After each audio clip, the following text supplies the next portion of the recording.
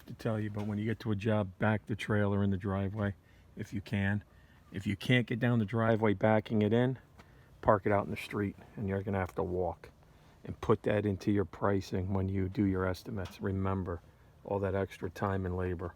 Got to cut the bottom of a door, and I got to take some old baseboard heating stuff off the wall. The baseboard heat, they're redoing their floors, and they need to make space for the height of the new floor.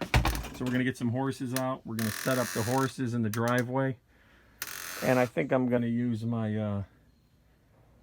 the octane over there to cut the bottom of the door. All right, so we got the old register cover here. We got the back plate. So we're going to show you how we remove this. The front was removed before I got here, but you got these little brackets. And these brackets, they slide left and right. And usually you have fins here. So to get these off, you got to slide it until you get to an opening of a fin, and then you can basically take these off by unhooking the top piece, and we'll slide them out. These here, the back plate itself is connected usually by screws or nails, so look for the screws. We're going to take that corner piece off and go easy. Don't pull on it too tight. You don't want to damage any of the piping, you know, any of that stuff. And we'll take it from there.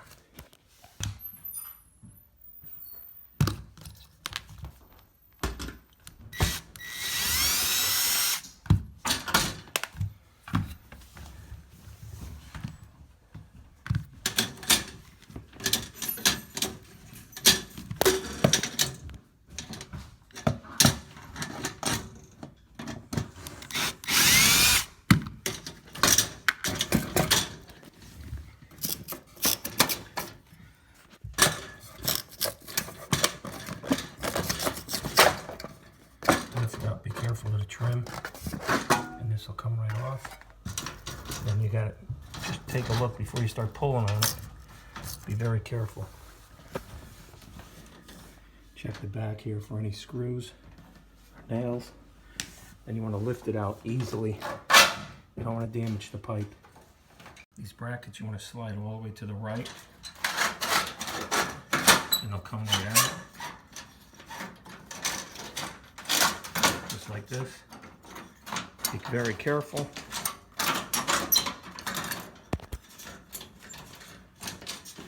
Same with this one. Slide it all the way over. Got to get it to move. It's a little rusted.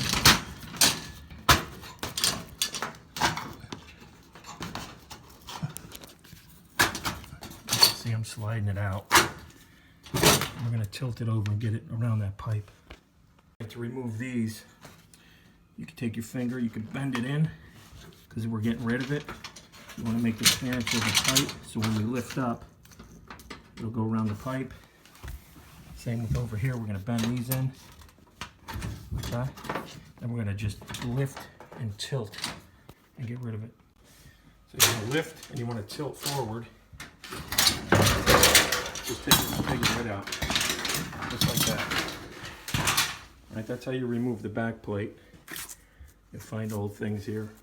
Give that to the customer. You want to check and make sure. If you see anything wrong with the pipe, you can let the customer know while it's opened. This is the perfect time to fix one of these if you have to. And that'll be it. I got a new one. We're going to measure the wall, bring it out to the truck. We're going to cut it. We're not going to install it now because the floor is going to go in first. We want the floor to go up against the wall, and I'll come back and put the plate in and the cover. The bottom of this door to accommodate the new flooring. An acceptable height between the floor and the bottom of the door is a 1/4 inch to a 1/2 inch gap. They're going to put a 1/2 inch floor in on top of this, so we're going to cut 1 inch off the bottom of this door to be safe. They'll have a 1/2 inch gap. They're going to have to put some kind of a saddle in, so it should be good. And if there's a little space, we could throw a little bit of a weather strip or something. but they're going to eventually replace this door in the future. It's an older wooden door, single pane glass. It's not very efficient, and if I come back to replace the door, that'll be a nice video. So first thing you're going to do, obviously, to take a door off, you're going to pop off the hinges. 1, 2, 3. We're going to carry the door out, put it on the horse. We're going to mark the bottom, and we're going to use that rigid octane circular saw. And we're going to go right through it, and we're going to rehang this door, and that'll be it. You want to put your, right at the tip, your screwdriver, you're going to give it a bang, and you're going to knock it up. So it's getting a little warm, so what I'm going to do is I'm going to put my extension cord through my makeshift hole. Okay, if you see my videos, you know what this is. I'm going to come under here, I'm going to grab it, and I'm going to walk it to a receptacle inside the garage. Do do do do do. I'm going to plug it in here. Boom. Pull the slack so nobody trips on it in the garage here. Get it off the bicycle. Alright, I got a 100-footer in this trailer, so it will make it to most plugs. I'll come in here. Now I got my power. Oh wait, I gotta plug this in. I take my tail that feeds the trailer. We plug it into the power, just like this. Boom. We got power up there. And we got some lights, okay? What I want to get, I got a fan here. I'm going to set this fan up so it can cool me off while I'm working because it's very humid. So I got the fan going. You probably hear it. I'm going to mark the bottom of this door. We're going to cut right across. And, you know, you got to have this guy ready. I don't want to play the music because then it screws up my videos. We'll have the music going. Take your time. Safety first. Make sure you wear your safety glasses and all that other stuff. This thing always comes in handy on these jobs.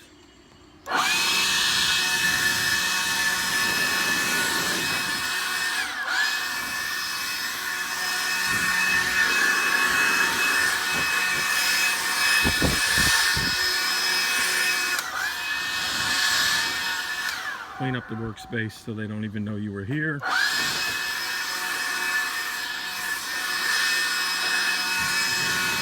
This way you're not dragging this crap into the house. We got a nice fresh cut.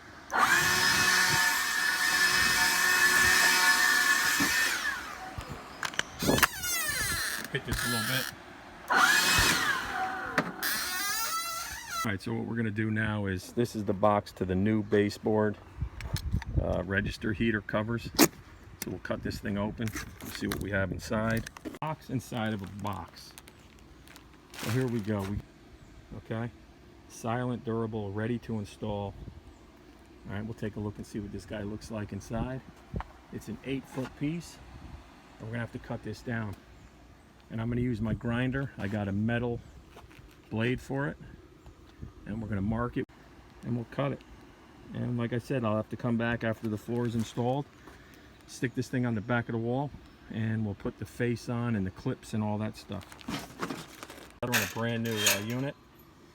If you look here, there's little clips. So to get this off, you would push up and pop it right out of the clip. Pop it up and get it out, just like these. And then this whole thing can come out. So to cut these, you want to take the 3 pieces apart. Okay. You got the little fin that adjusts the flow.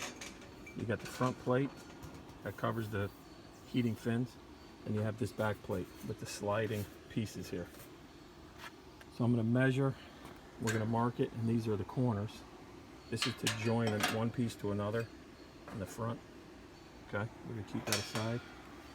But I'm going to mark 93 inches. I'm going to put a straight edge on it, and I'm going to cut it wheel on my grinder. So we're going to be using this guy here, the rigid. Alright, this thing is pretty badass looking. 4.5-inch blade. It's going to go on this octane. I'm going to take this off. You need to know how to take these off and replace them. If you have a tool, check out one of my videos. think I have one on there, how to put these on. Take them off. Cut, it's installed. Right now it's just temporarily hanging. They're gonna put that floor in, and if the guys don't mount it, I'll come back and take care of it for the customer. That's it. You want to cut the edges. You could leave about 1/4 of an inch off because you're going to put plate caps on the ends and it'll cover all that. All right, again, thanks for watching. Subscribe, share, and like the video. If you like the video, give it one of those thumbs up, and we'll catch you on the next one. Wait a minute. What do we...